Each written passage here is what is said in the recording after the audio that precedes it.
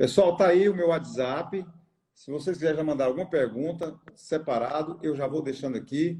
E no momento que liberar para pergunta, eu faço com o doutor Rodrigo Assunção. Meu querido, a paz do senhor. Boa noite, tudo bem? Tudo bem, pastor? Tudo tranquilo? Agora sim, tranquilo, né? Que agora, qualquer coisa que tiver aqui, eu já estou com o médico na minha frente, já faço a minha consulta aqui. Com Doutor, certeza. a ansiedade muito grande das pessoas para esse momento, né? A gente sabe que é o assunto do momento, é a doença do século, né? E eu queria primeiro que o senhor se apresentasse, né?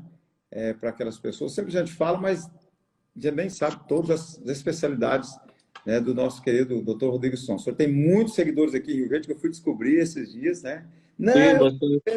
então, e isso vai aumentar mais hoje também, se Deus quiser. Então, eu queria que o senhor se apresentasse. Quem é doutor Rodrigo Assunção? Qual é a formação, né? E, enfim, fique à vontade, doutor. Muito boa noite, pastor Eliton. Boa noite a todos que estão conosco. Meu nome é Rodrigo Assunção, sou de Joinville, Santa Catarina. Sou formado em Ciências da Religião pela Faculdade UNAERP de Ribeirão Preto. Fiz 4 anos de ETAD quando era moleque ainda, dos 14 aos 18. E fiz faculdade de religião depois. Fiz medicina, fiz especialização em psiquiatria.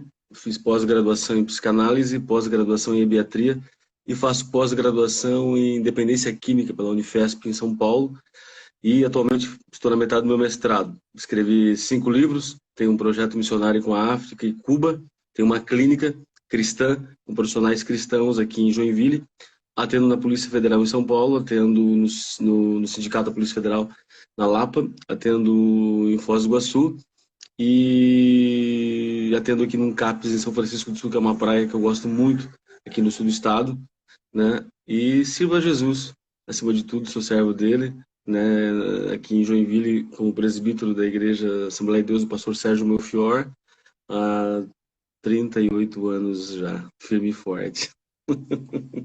É um currículo assim, invejável, né? Pela graça de Deus. E o que eu Temos acho. um programa, temos um programa de rádio sobre saúde há 6 anos da igreja, a igreja que tem uma rádio FM muito forte, e a gente serve de forma voluntária toda terça-feira e sábado, 107.5, simplesmente diferente, uma rádio da Assembleia de Deus, está em segundo lugar aqui na cidade há um bom tempo, já teve em primeiro, hoje está em segundo lugar na região norte de Santa Catarina aqui. Joinville é uma cidade de 750 mil habitantes, é meio grande, né? Muito bem. Então, eu quero. O que o senhor acha que nós deixamos os comentários liberados ou bloqueia para não chamar Pode atenção? deixar, pastor, pode deixar. Vamos começar. Aquele dia a gente falou sobre algumas coisas e vamos começar falando um pouco sobre depressão. Sim, fica à vontade. Pode ser? Porque quando as pessoas pensam sobre depressão, elas pensam que depressão sempre vai se manifestar de uma maneira que a gente está acostumado a visualizar e presenciar, que é no fundo de uma cama, que é triste, que é emotivo, é uma pessoa com insônia, uma pessoa apática, uma pessoa sem motivo para viver e isolada. Depressão pode se manifestar assim também, pastor, tá? Ela pode se manifestar assim, mas às vezes a depressão vem manifestada assim com irritabilidade demais e insônia.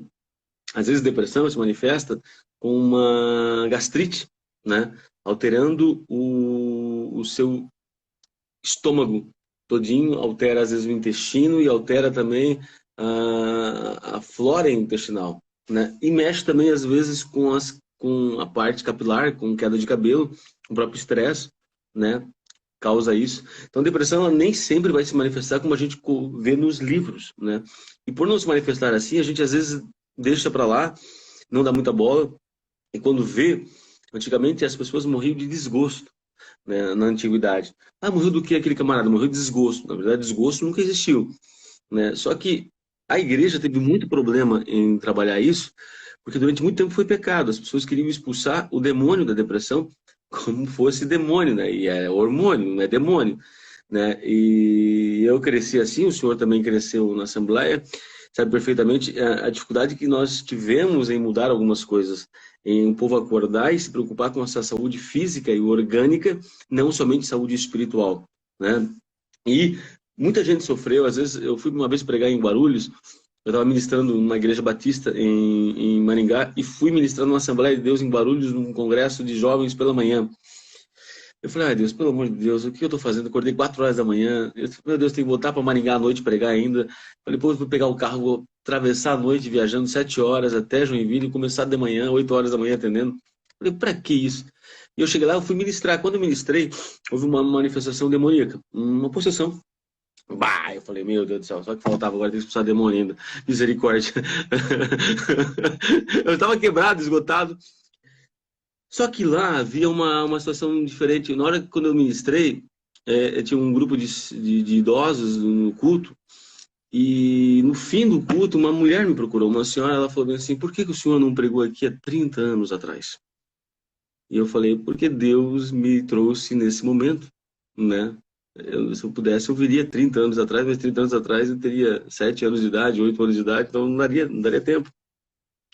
E ela falou assim, mas há 30 anos eu venho sofrendo com um problema e hoje você me abriu os olhos. Que eu poderia tomar medicação, que não é pecado, que eu sou normal, que pessoas normais têm depressão, que pessoas normais têm ansiedade, têm pânico, que isso não me deixa de ser mulher de Deus. Elias não deixou de ser homem de Deus quando teve depressão, pelo contrário, depois ele foi arrebatado ainda após a sua depressão. Não foi antes da depressão, foi após a depressão, ele foi arrebatado. Ele desejou a morte, e aquilo mexeu muito comigo, sabe? Mexeu muito porque quantas pessoas sofreram, já quantas pessoas sofrem. Às vezes eu vou ministrar em algumas igrejas no Nordeste, assim, e algumas regiões ainda onde existe muita cultura diferente com relação a questões ainda de depressão, que é falta de Deus, essas coisas, né? E a gente confronta pela palavra, né? Eu entendo um pouco da Bíblia, li 7 vezes ela, entendo um pouquinho dela, para ter autoridade no assunto, fazer uma junção com a medicina e comprovar por A mais B que não há nada de anormal, pelo contrário, nós somos normais. Que o próprio Jesus teve um quadro de depressão durante a vida dele. Eu não falei que Jesus era deprimido, entenda? Jesus teve um quadro de depressão na vida dele. Se você olhar para a história de Jesus, como um homem mortal, um homem que tinha sentimentos, ele chora, né? E acho que a manifestação de Jesus no choro é a maior manifestação de humanidade do ser humano. Jesus, né? do homem Jesus. Né? Por quê? Porque ele chorou, sabendo que ele ia ressuscitar Lázaro. Qual era o motivo dele chorar, pastor? Não havia motivo nenhum. Parece meio irônico, né? Parece meio contraditório. O cara vai ressuscitar o cara, mas vai chorar. Porque ele expressou o sentimento dele. Ele sentiu a falta de um amigo que estava perdendo. Tinha poucos, não chamava Judas para piorar. Né? Tinha poucos amigos. Quando Jesus chora, ele manifesta o seu sentimento, as suas emoções, para mostrar que nós somos carne, que não há nada de anormal não chorar, não viver um momento de luto, não sofrer uma tristeza, não viver um momento de queda, de perda. Né? Não há nenhum momento, não há nada de errado nisso. Que mesmo Jesus, um Deus que se encarnou entre os homens, se fez carne, pele, osso, tendões, sentiu angústia, né? E chorou. Quando ele chora, ele manifesta-se os seus sentimentos. As pessoas têm que aprender a manifestar os seus sentimentos. E muitas pessoas sofrem calada e têm dificuldade de falar as suas coisas, e isso vai virando uma bolha, uma hora explode. Jesus suou gotas de sangue, hematitríase. Hematitríase, existem poucos casos no mundo, pastor. É somente quando alguém está em profunda tristeza e angústia. Hematitríase é uma coisa orgânica. Contra fatos não há argumentos, né? Uma coisa que acontece com o ser humano, extravasa entre os poros, tamanha angústia. E ele falou mesmo, afasta de mim esse cálice, a minha alma está angustiada de morte. É isso que ele fala, né? O sentimento de tristeza, de angústia, de solidão. Tanto é que quando os discípulos estavam dormindo, ele disse, fica aí comigo, né? Ninguém para pensar sobre isso, mas Jesus não era carente, mas assim, ele precisava de pessoas também. Ele precisava dos discípulos, mesmo que roncando, ele precisava dos discípulos. Porque você sabe que ele está ali, meu amigo, né? Meu irmão, né? Quando Lázaro morre, ele tem uma profunda angústia também e chora. Jesus chorou quando entrou em Jerusalém, Jesus chorou quando Lázaro morreu, Jesus chora 3 vezes na Bíblia. Essa foi a mensagem que eu ouvi há 30 anos atrás do Decálogo Takayama, faz muito tempo. Essa a sua assembleia não vai entender, o resto não vai entender nada. Ai, Jesus amado. Mas nem isso impediu ele de ter as suas tristezas, as suas angústias. Mas ele diz, eu venci o mundo, né? E se ele venceu, nós que estamos nele, fomos criados nele, por ele, antes mesmo da fundação dos séculos, também haveremos de vencer, né? Só que depressão é uma coisa que a gente pode ter. Eu tive depressão quando eu tinha 16 anos, depois tive depressão quando minha mãe faleceu, aos 30 anos, e eu não tive criação paterna, só tive mãe, e aquilo mexeu muito comigo. E eu fui tratar, eu disse assim, eu oro por pessoas, Deus cura, mas esse espinho na carne, Deus não me cura. Deus cura pessoas que eu orei por câncer, Deus cura pessoas com meningite, Deus curou há 6 meses atrás uma menina, mas Deus não está curando. Então eu tenho que ter inteligência emocional para entender que Deus nem sempre vai fazer da minha maneira, do meu jeito, e Deus tem as suas metodologias. E o grande problema da religião, não do cristianismo, mas da religião, é esquecer que nós somos mortais, que nós somos salvos em Cristo, que nós somos salvos nele, que nós somos dependentes dele e que ele tem as suas multiformas de trabalhar. Tu ia falar alguma coisa? Que eu tô falando, mas... É interessante que as pessoas... Não, pô, eu quero que você fique à vontade aí, que está muito bom. Eu acho que nós devíamos ter uma live de 5 horas para a gente ouvir, né? Isso é importante. Já vi pessoas comentando aí que está assim, muito bom. E realmente assuntos que a gente cresceu, principalmente nós aí, que antigamente tinha um psicólogo, era pecado, que isso não era... Uma certa vez eu estive com o pastor Wagner fazendo psicologia, estava na igreja, alguém chamou, ó, tem uma pessoa ali precisando de atendimento espiritual, a menina está endemoniada. Aí foi, a menina devia ter acho que 17 anos, ela cuidou do pai dela antes de morrer, não sei se era com câncer, um período, e ela na igreja, pediu a Deus e o pai não foi curado, enfim, o pai faleceu. E naquele momento ela olhou na lata de soda na casa dela lá, ela estava muito contrariada e desejou tomar aquela soda. Olha o que aconteceu. Só que ela não tomou a soda e naquela hora ela deu um surto lá, ela pensou que ela tinha perdido o perdão, Deus não perdoava ela mais e tal. Aquela menina estava com um surto psicótico, algo assim, eu acho que é isso. E eu fui Sim. lá, aí eu estava com o pastor Wagner, que estava fazendo psicologia, e ele estava no final, e chegamos lá. Assim que entramos, a casa estava cheia. Tinha 2 dias que a menina estava lá só chorando e tal. Aí uma mulher falou assim, isso é demônio. Foi, então só para aí o pessoal não expulsou. Cheguei até meio chateado, né? Foi, então só expulsou o demônio, irmão. Né? E nós chegamos lá, aí nós oramos e eu olhei e falei, pastor Wagner, isso não parece demônio, mas e aí, o que o senhor fala? Não, realmente, tal. Aí conversamos com ela, e ela, não, Deus me perdoa, porque Deus me perdoa. Enfim, eu não sei que o pastor Agro deu uma conversada com ela lá, né? E usou as técnicas lá, né? Enfim, a menina há 3 dias não comia, não tomava banho e tal. Aí nós oramos por ela, mas o pastor Wagner foi e falou, né? Com ela, tá aí o pastor Napoleão Falcão, um abraço, Deus abençoe, pastor, meu querido. E então, ela foi lá no quarto, tomou banho, tô com fome, o povo, não, chegaram os homens de Deus aqui, ó. Na verdade, nós oramos, mas foi detectado ali e falou para a família dela, ó, amanhã só procura um psiquiatra, nós encaminhamos um doutor aqui, e a menina melhorou. Então, assim, nem tudo, né? Eu até acho que o diabo, ele aproveita também do momento, quem está com depressão, a pessoa está com a mente vulnerável, né? Ele aproveita da situação. Mas se você não tratar, eu particularmente tive crise de ansiedade, que o médico disse, se você não trata, pastor, só ia entrar na depressão e podia piorar o caso. Mas então, assim, nós sabemos que existem, né, casos de pessoas que não, eu não vou tomar remédio porque Deus vai me curar, e de repente Deus não quer curar a pessoa e eu não procuro o médico. Eu acho que há várias multiformas de Deus trabalhar e nós somos teimosos. A depressão começou a ser considerada demônio no século V, por Agostinho. Tem um livro chamado Depressão entre Cristãos. E quando eu escrevi ele, eu fui atrás da história da depressão, que ela chamava Bile Negra. né? Ou humor negro, como era chamada. E as pessoas começaram a demonizar ela no século V. O reformador da igreja, Agostinho, um dos reformadores, ele fala claramente que depressão era demônio. Isso foi perpetuando durante 15 séculos. Imagine você querer tirar uma doutrina de 15 séculos em uma década. É a primeira vez que eu preguei sobre depressão em Foz do Iguaçu, numa das nossas Assembleias de Deus. Eu tinha acabado de pregar, o pastor, vamos orar aqui para expulsar esse demônio.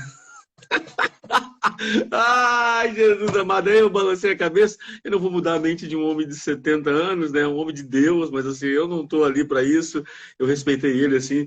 Mas eu tinha acabado de falar, ministrar a igreja abençoada, uma igreja abençoada lá em Foz do Iguaçu. Do nosso amigo, o pastor Isaías, que foi vice-presidente da convenção lá, e era uma subcongregação. Eu falei, meu Deus, eu não tenho mais, como é que eu posso, como é que é? Eu não tenho mais saúde para isso. Não, Deus, deixa eu pensar assim, que é melhor, vai morrer, vai para o céu, lá no céu a gente conversa. O maior profeta da Bíblia foi Elias, na minha concepção. Não está no livro de profetas maiores, como Jeremias, Ezequiel, Daniel e Isaías, Jeremias, Ezequiel e Daniel. Não está no livro dos profetas maiores, mas ele é considerado, por mim, um dos maiores profetas. Eu me lembro perfeitamente que tem um comentário na ETAD, que o comentarista fala claramente sobre isso. Mesmo assim, ele passa por uma crise tão grande na vida dele, de esgotamento, de falta de cuidado com a sua saúde, de falta de cuidado com o seu corpo, que um dia ele pensa em tirar a vida e Deus faz ele deitar sobre um pé de zimbro. Né? Eu não sei se eu falei aqui com o senhor isso, mas os historiadores tinham o costume de fazer chás nos pés que os historiadores e profetas e viajantes, dos pés que eles dormiam, e Deus faz deitar ele no pé de zimbro. O zimbro é uma planta utilizada para as doenças da ansiedade e da depressão desde mais de milênios, né? Olha como é coisa louca e engraçada, mas nunca paramos para atentar a isso. Claro, se a Bíblia for relatar detalhe por detalhe, isso eu li no livro do historiador Flávio Josefo, História dos Hebreus, que ele vai falando claramente que eles tinham esse costume, né?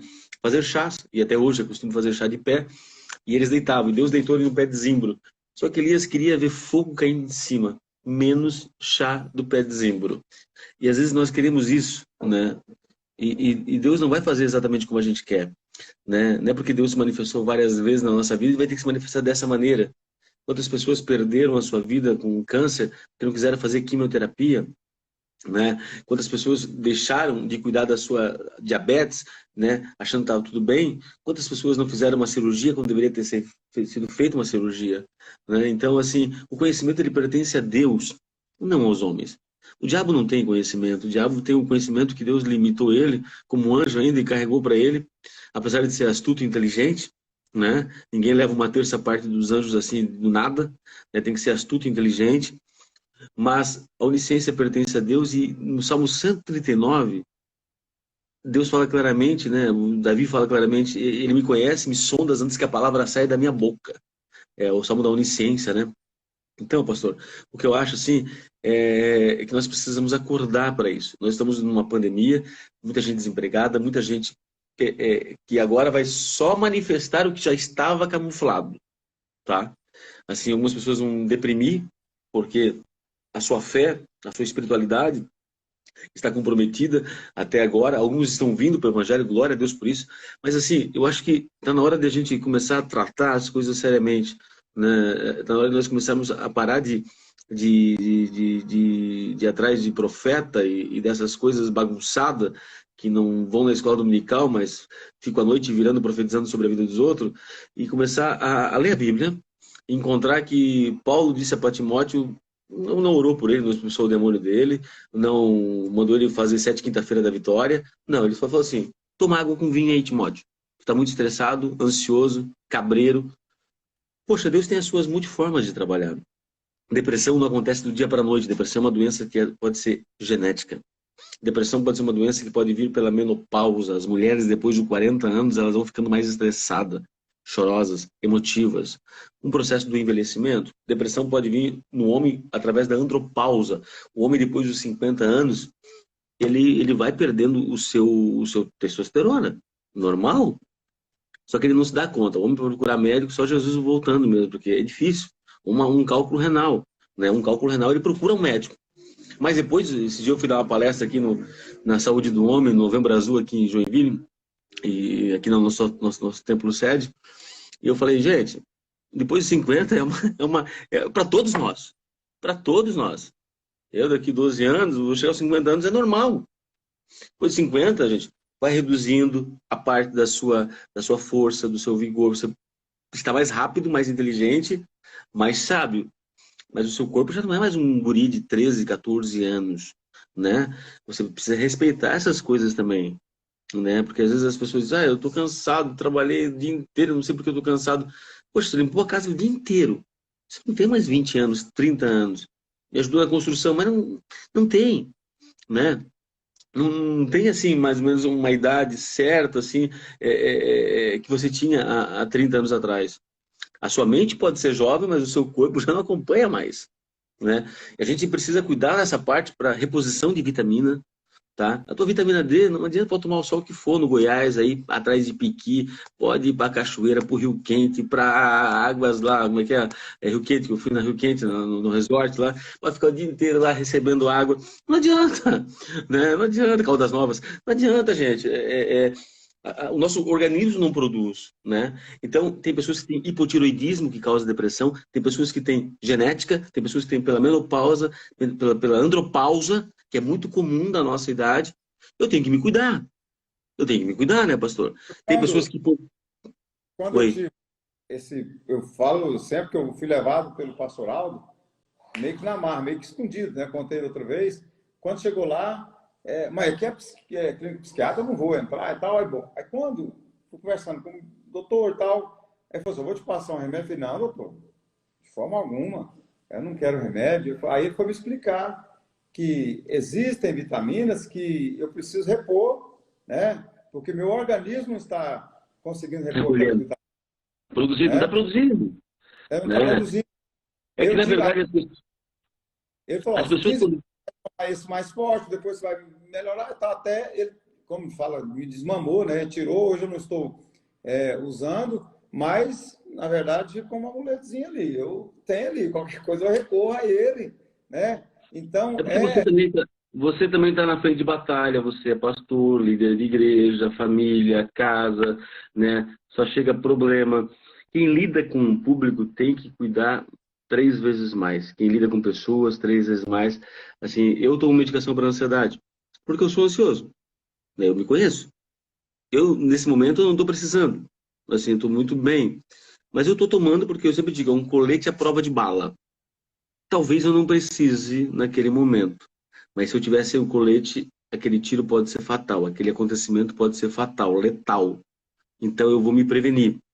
É melhor vigiar, né? A Bíblia manda orar e vigiar.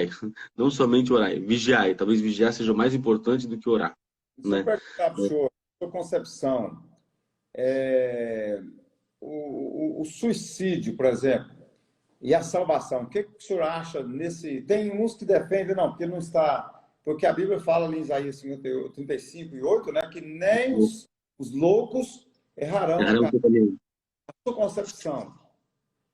Ah, pastor, assim, eu sou contra o suicídio, como médico, como cristão, como cidadão, eu sou totalmente contra o suicídio. Eu acho que o suicídio, dizia o Emílio Dunklin, que é um sociólogo, é o fracasso de uma geração, em qualquer esfera. Emílio Dunklin, que não é Bíblia, isso é uma coisa de um sociólogo, talvez um pai do suicídio, o cara que mais sabe sobre suicídio, ele falava que é o fracasso de uma geração. E eu lido com pacientes que tentam suicídio, que planejam suicídio. Essa semana passada, essa semana eu já comecei atendendo um quadro de ideação, suicídio e planejamento. Semana passada eu tenho parentes que estão vivos, mas os seus entes queridos acabaram falecendo, cometendo suicídio. Eu não sou Jesus, né? Mas eu sempre digo, o cara que pula do quinto andar, ele se arrependeu no segundo, não fui eu que morri na cruz. Não fui eu que morri na cruz. Então, assim, eu penso que Deus é esse que nós pregamos, embora o direito de tirar a vida pertence somente a Deus e não aos homens, Mas que Deus é esse que nós pregamos que, que vai, que vai jogar você no inferno porque você não sabe lidar com uma coisa que você está atravessando, né? Eu sou totalmente contra, mas a questão de salvação, de inferno, eu não sou Jesus, não foi eu que morri na cruz. Tá? Se eu diria para uma mãe, assim, eu acho que Deus vai cobrar o ministério que você amputou, o chamado que você amputou e o propósito que você amputou em vida, porque você acaba amputando alguma coisa que não estava programado, certo? Mas eu sempre me pergunto sempre, às vezes o suicida ele está fora de si, ele não tem juízo crítico, ele não tem decisão sobre o que ele está fazendo, às vezes é impulso, né? Ele está tão deprimido, ele está tão que ele está fora de si, a gente chama juízo crítico prejudicado, né? Ele está fora de si, ele está não podendo nem responder pelas suas atividades cíveis, ele precisa ser interditado, né? Então, quem sou eu para jogar no inferno? É claro que Deus perdoa, irmão, né? Deus morreu na cruz para que todo mundo fosse salvo. Só que não cabe a mim, né? A Bíblia nessa parte, ela, ela, ela, ela, ela tem a parte do Apocalipse que a gente pega, né? E não fala sobre suicida. Embora o suicida ele tire a sua vida, mas o juízo crítico dele está comprometido. Tá me entendendo? Assim, então a gente chama de insight, eles não sabem o que está acontecendo. O cara quando está em depressão profunda, ele fica cego. A ira, como a ira é cega as pessoas entram em lapso. A depressão profunda também, pastor. O cara para chegar num suicídio, ele está numa depressão muito profunda, né? Então, ele não pode ser responsabilizado de forma criminal por aquilo, certo? E se nós estamos debaixo da lei dos homens, né? E nós estamos debaixo da lei dos homens, a Bíblia fala, Paulo fala sobre isso também. Quem sou eu para condenar?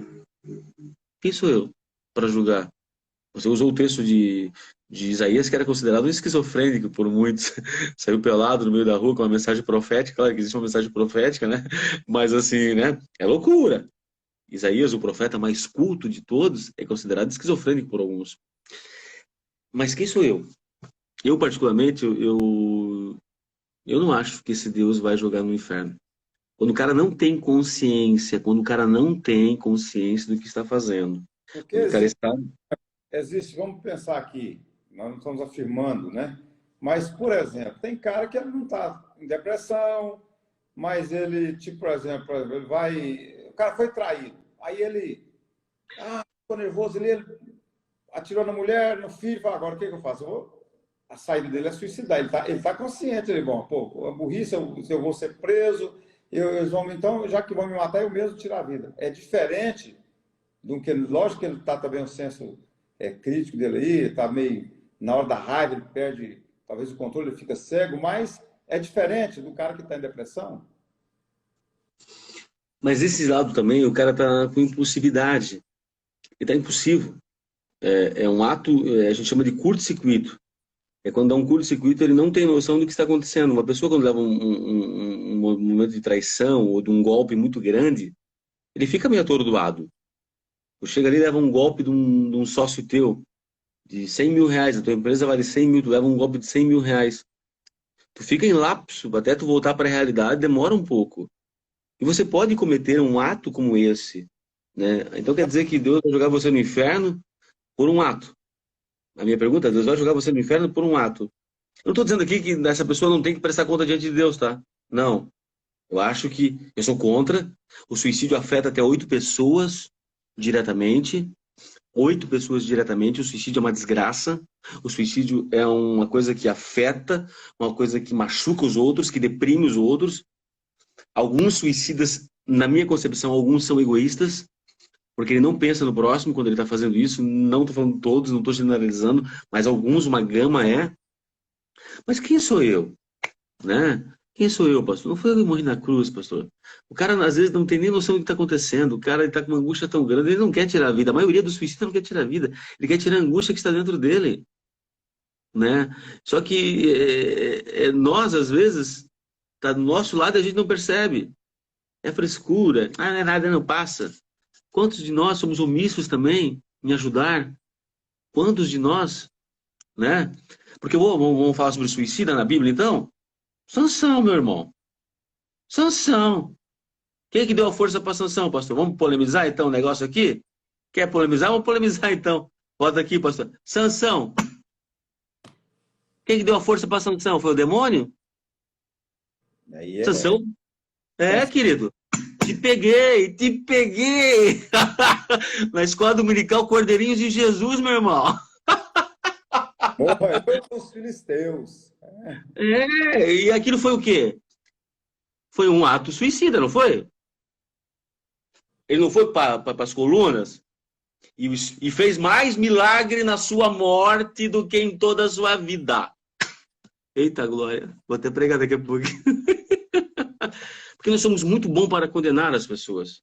Nós somos muito bons para jogar as pessoas no céu e no inferno. E o que está faltando nessa geração é empatia. O que está faltando nessa geração é se colocar no lugar do próximo. Eu não sou o Wellington.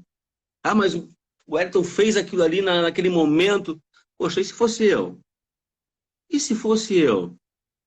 Quantas pessoas acabam comendo o prato que vomitam, dizendo, ah, se for... Aí, quando passam por aquilo, tem que passar e engolir as próprias palavras, né? Isso como a pessoa que fala que depressão é demônio, que depressão é falta de Deus na vida, mas aí quando chega nele, e aí? Não. Não, não, aí ela tem um confronto. Quantos pacientes já atendi aqui? Quantos? Eu achava que era demônio. Eu falei, bem feito, tá tendo que colocar o rabo entre as pernas e vir, né, querido? Glória a Deus. Sabor de mel. É, tem algumas perguntas que o pessoal está fazendo, eu não estou conseguindo acompanhar. Porque, na verdade, eu vou ser sincero, eu estou querendo mais prestar atenção no que você está falando, e às vezes eu não consigo acompanhar, mas tem muitas perguntas que já foram feitas aí. Esse assunto é um assunto que, como eu disse, ele é muito necessário para os nossos dias, né? E quando eu falei desse assunto aqui, o pessoal ficou em cima. Eu quero ver depois se eu consigo salvar essa live, porque alguns querem ver, estão pedindo aí. Mas, Sim, a minha opinião como médico cristão, como presbítero da igreja, como cidadão civil, sou contra o suicídio. O suicídio acaba comigo. Eu perdi 3 pacientes até hoje por suicida. Assim, um deles eu saí do consultório, foi muito ruim, e me sentia culpado. Até eu entender que você não pode fazer nada. O suicídio é uma decisão dele, né? O ato de tirar a vida é uma decisão dele. Mas se você abrir o estômago dele, você vai encontrar células de defesa. Ele tomou 1 quilo de chumbinho. Vai abrir o estômago dele, ou então todo o chumbinho onde deu hemorragia nele, vai encontrar células de defesa, células macrófagos, linfócitos, todas as células de defesa do corpo contra a vontade dele, e elas vão, porque é um sistema involuntário, para proteger ele. Ele tomou chumbinho, mas ao mesmo tempo o corpo vai lançar células de defesa. Porque nós somos programados para a vida. Para a vida. E eu vim para que tenham vida e vida com abundância. Eu já pensei na morte. Quantos irmãos de nós já pensaram, Maranata, hora vem Senhor Jesus, indiretamente querem que a vida acabe? Porque a sua vida está no inferno, o seu matrimônio está no inferno, porque a sua vida não tem graça. Mas se você for procurar aquele Maranata, não é o Maranata de Jesus venha voltar. Jesus me tira daqui, me leva embora desse mundo, não aguento mais. Quantos irmãos nossos gritam Maranata, mas não é Maranata para a volta de Jesus, é Maranata que Jesus venha logo, eles não aguentam mais a terra. Nós somos muito hipócritas às vezes, pastor. Eu vejo frequentemente essa palavra Maranata, mas nem todos estão dizendo Maranata para encontrar Jesus, porque estão com saudades do céu, né? Não, muitos deles estão deprimidos. Vou dizer para ti, 50% deles estão deprimidos, sem medo de errar, né? Porque não aguento mais, né? Porque você está aqui, você quer trabalhar para o reino de Deus até envelhecer. Eu quero ir para o céu também, mas quero ir para o céu com 70 anos. Quero salvar vidas, quero atender o máximo de pessoas que eu puder na minha vida, quero chegar a 100 mil atendimentos, para que eu possa alcançar o máximo de pessoas, para que eu possa sarar o máximo que eu puder, para que eu possa levar Jesus o máximo que eu puder. Né? Eu tenho um planejamento de vida, mas eu já tive uma época que Jesus pode vir embora, né? E eu jamais pensei que iria falar isso. Eu vou à África sempre, e eu era muito contra, mas um dia Deus falou comigo, E Deus falou exatamente assim comigo. Ele falou assim: assim foi Davi se sentiu. Foi assim que Davi se sentiu. Quando pediu a morte. Absalão, Absalão, eu queria estar no teu lugar. Absalão, Absalão, nas matas de Efraim, eu queria estar no teu lugar. O homem, segundo o coração de Deus, pediu a morte, né? Ou não está na Bíblia, eu estou mentindo. Então, assim, a gente tem que olhar, eu acho, com o olhar de Jesus, né? Quando a gente olha com o olhar de Jesus, a gente não condena, a gente perdoa, isso pertence a Deus. São coisas escondidas, Deuteronômio 29, não pertence a nós. Para me sair bem aqui nessa live, em nome de Jesus. Tem uma pergunta aqui, deixa eu ver se eu consigo entender aqui. Esse Ó. povo aí é polêmico. Esse povo do Goiás é polêmico, hein? Não, é tranquila. Se na hora de algum nervoso, muita ansiedade, onde pessoas sentem falta de ar e aceleração, existe alguma técnica? Ah, tá. Existe alguma técnica de respiração para relaxamento mais rápido? Ou é só medicamento? Ah, quando a pessoa está com um grau de ansiedade muito grave, existem técnicas de relaxamento, sim, porque o sistema de ansiedade no nosso corpo ele manifesta-se alterando e mexendo diretamente com todo o sistema simpático, né? Existe a respiração pelo diafragma que a gente fala, respira, inspira, né? É, E isso é de suma importância, né?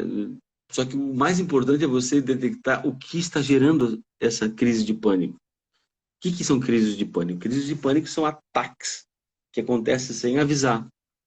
São ataques que acontecem sem dar um motivo, sem dar uma razão, sem dizer, eu vou chegar. Não, de repente você está entrando dentro do carro, tem um ataque do pânico, o coração começa a acelerar, sudorese, formigamento, né?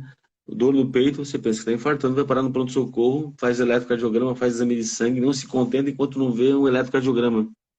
Porque é uma crise de ansiedade, às vezes por um momento que está passando. A ansiedade vem gerada, às vezes, por esgotamento, por, por, por, por vários motivos, N motivos, né? E um deles é por questões de esgotamento, ou questões de estresse no trabalho, na igreja, na vida pessoal, né? Uma geração agora que está cada vez mais ansiosa, né? O que eu faço?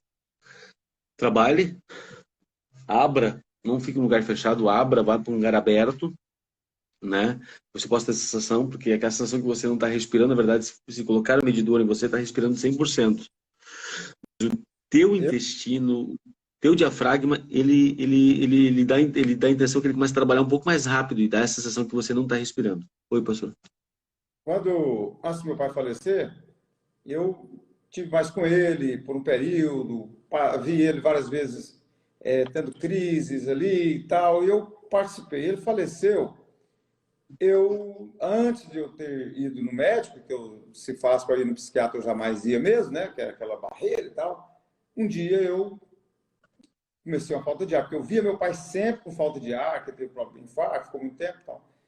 E eu cheguei um dia, eu tô com falta de ar, e falta de ar mesmo. Nossa, e pai, vai para o pronto-socorro, chega lá, o médico fizeram o eletro rapidinho para ver se eu não estava infartando, viu que não estava, o médico ficou tranquilo, eu pensei, dentro de mim, eu vou embora para o hospital, esse médico aqui não está sabendo nada, não, eu estou infartando, esse homem está, né? Aí depois ele falou assim, não, ele vai ficar aí, e só pôs um remedinho na minha veia lá, que eu, né, hoje eu já mais ou menos sei o que era, mas eu pensando, eu vou embora, esse cara aqui, não, eu vou morrer, eu estou infartando, ele falou, não, daqui a pouquinho é melhor. Eu, eu não vou dar conta de dormir, daqui a pouco eu apaguei. Acordei tranquilo, né? Então, assim, é uma sensação muito terrível. Hoje eu já sei mais ou menos como que é, porque eu estou fazendo os exames, coração tá bom e tal, tal. Obviamente eu tenho que estar fazendo, mas era assim, é uma sensação, formigamento nas pernas, e quando me deu a crise depois foi uma coisa horrível. Eu tomava banho, eu escovava os dentes, eu deitava, eu levantava, eu ia morrer, eu ia morrer. Na verdade, era a crise de ansiedade que eu estava atravessando. E eu louvei a Deus por ter ido num momento muito tranquilo que nós estávamos vivendo, em todos os sentidos, financeiro, igreja e tal, e eu me preparei. Quando aconteceu de vir problemas, aí eu já estava tratando em tratamento. Imagina se vem tudo aquilo sem eu saber, sem eu procurar. E depois também, inclusive, tem uma irmãzinha que está aqui na live, comentando aí, doutor, eu falava, olha, quando eu fui no médico, eu falei, não, você precisa de um psiquiatra, não vou de jeito nenhum, eu não vou expor ela, ela é muito ansiosa, ela é muito agitada, e ela, eu não vou de jeito nenhum e tal. E um dia, ela me ligou, pastor, agora eu preciso ir, agora você vai, né? E ela foi, tratou e aprendeu, até a gente brinca muito, né? Quando a gente foi falar em Rivotril, depois eu quero que o senhor responda sobre essa questão de remédios antidepressivos, se isso causa dependência, vicia ou não, né? Então, eu louvei a Deus porque eu pude também compreender esse lado, e algumas pessoas às vezes chegam no gabinete para orar, porque está com um demônio e tal, a gente tem discernimento ali e também vê alguns casos, não, isso aqui você vai procurar um médico, vamos orar, mas você vai procurar um médico, e assim, assim. E eu pude depois enviar muitas pessoas, e hoje também estar trazendo o doutor Rodrigo Assunção numa live para falar justamente de um assunto que outrora era um tabu entre nós. É uma coisa assim que você falou sobre o suicídio, que é um assunto bem polêmico, que geralmente é uma consequência de uma depressão não tratada. O suicídio hoje ele é mais comum na adolescência, né? É bom lembrar isso. Existe hoje, mais ou menos, para cada suicídio, existem 20 tentativas que não são notificadas, a maioria, né? E a cada 20 segundos uma pessoa tira a vida, né? Então é uma coisa bem complicada, bem difícil. Suicídio, hoje já sabe que tem um código genético do suicídio, né? Suicídio pode ser uma depressão não tratada, a pessoa que usa muito drogas, o bipolar não tratado é mais vulnerável ao suicídio, o esquizofrênico é mais considerável ao suicídio, né? Então são pessoas geralmente que têm comorbidades, né? E apresentam esse comportamento que a gente chama de planejamento suicídio ou ideação suicida, que vai mexer diretamente com todo ser humano. O fato é, se eu estou com insônia, se eu estou irritado, eu tenho que tratar. Eu tenho que tratar, gente. Né? Isaías 38, Deus usou figo para curar a ferida do rei Ezequias. Poxa, se Deus usou figo para curar a ferida do rei Ezequias, Deus não usou o poder da sua palavra no Velho Testamento, Isaías 38, por que não tomar? Por que criança está tendo depressão? As pessoas me perguntam. Hoje eu comecei a tratar uma criança com 8 anos com fluoxetina gotas. Eu fui explicando, mãe, essa criança tem um quadro de depressão, de ansiedade. Ou eu trato agora e mato esse gato, ou esse gato vira um leão. É você que sabe. Tem histórico familiar. A criança está crescendo em lar de pais separados. Nós estamos num momento de pandemia, não pode sair de casa, está angustiada, está agoniada, né? Não tem energia para colocar. Ou eu trato, ou isso vai virar daqui a pouco um problema sério. Né? As crianças se cortam, mas as crianças, na verdade, elas se beliscam, né? São um pouco diferente. O adolescente, ele se corta, ele faz mutilações, porque a dor que ele faz é menor do que a dor que ele sente na alma. Por quê? Porque ele vê, às vezes, pais correndo atrás de tudo, e agora talvez essa pandemia nos traga um pouco para dentro do nosso lar e veja realmente quem são os nossos filhos, né? Porque muita gente, não, vai pegar dinheiro, vai para o cinema, pega dinheiro, né? Vai para a igreja, né? Eu sempre digo, minha mãe não mandava para a igreja, minha mãe ia comigo à escola dominical, né? É uma importância muito grande de você mandar e você ir com a pessoa. É uma maneira de cobrar um pouco diferente. Então, mas essa presença, esse calor humano é fundamental, né? E hoje, cada vez mais cedo, crianças com depressão, a gente não acreditava isso. Isso é falta de Deus, pode uma coça. Pois comigo era 2 varadas nas costas, né? Minha mãe também era 3 varadas, do Pai, do Filho e do Espírito Santo. A Jurema era uma benção na nossa vida lá em casa, né? Aquela endemoniada não quebrava, era imortal, ungida. Mas hoje a gente vê... Lá em casa é Hã? Rosinha, fio de cadeira, chamava Rosinha, que esse fio com 3 pontas também, chamava Rosinha. Aquela ele demorou. Rosinha. Mas a criança pode ter depressão? Pode. E pode tratar? Pode. Ah, mas com 8 anos vai tomar medicação? Bem, gente, se eu tomar fluoxetina 5 anos, se eu tomar fluoxetina 40 anos, vai acontecer o que comigo? A mesma coisa. Você tomar 5 anos e 40 anos. Nada. No sistema nervoso central, nada. No sistema cardíaco, nada. No sistema muscular, nada. No sistema imunológico, nada. Se eu tomar 40 anos sertralina e 3 anos sertralina, qual que vai ser o resultado disso? Igual. Tá me entendendo? Se eu tomar 100 anos fluoxetina e tomar 5 anos, qual vai ser o resultado? Nada. Nenhum prejuízo cognitivo, não vai deixar você lesado, retardado, não vai deixar você com o juízo crítico prejudicado, não vai mexer com a sua senso-percepção, não vai mexer com a sua parte sexual, não vai mexer com o seu envelhecimento, não vai mexer com os seus cabelos, nem com o seu estômago, com nada. Medicação não vicia, gente. É uma coisa bem complicada que a gente tem, né? Tem para atravessar e enfrentar. A gente precisa tratar. Precisa tratar, né? Eu às vezes tenho dificuldade, às vezes os pais estão chegam com adolescentes, vamos tratar, porque tipo assim, tem sintomas de ansiedade, ou tem sintomas de depressão. Fala em morrer, chora, não come direito. Uma criança geralmente ela não fala que está com depressão, ela tem constipação ou tem muito diarreia, porque é a manifestação do intestino involuntário, né? Então eu preciso tratar. Né? E aí o grande problema é que a gente acha que não, isso no meu tempo. Por isso nós temos muita gente hoje mal resolvida. O que você não trata na infância vira um demônio na fase adulta. Isso é a frase de Freud. O que você não trata na sua infância vira um monstro na sua fase adulta. Quantas pessoas complexadas? Quantas pessoas traumáticas com remorsos? Né? Quantas pessoas a gente tem que não tem inteligência emocional para entender que aquilo foi bom, que a rejeição foi boa? Nem todo mundo vai ver a rejeição como uma coisa benéfica. Eu vejo a rejeição que eu tive da forma paterna como uma bênção de Deus na minha vida. Mas nem todo mundo tem essa visão. Alguns ficam culpando os seus pais por prejudicarem o seu futuro. Eu já penso diferente. Graças a Deus que o meu pai foi embora de casa, pois eu virei médico. Mas eu queria meu pai dentro da minha casa? Eu queria, pastor. Eu queria ter a presença paterna quando eu brigava com os meus amigos e corria para casa. Eles queriam me pegar todos quando eu roubava pipa da turma, pandorga. Queria. Mas, infelizmente, não tive essa oportunidade. Mamãe nos criou sozinha. Tenho dois tios que são pastores, me ajudaram muito, são a figura paterna que eu tenho. Mas isso me ajudou a crescer, porque o que não te mata fortalece. E da fraqueza eles tiraram força, já diz a velha célebre frase da Bíblia.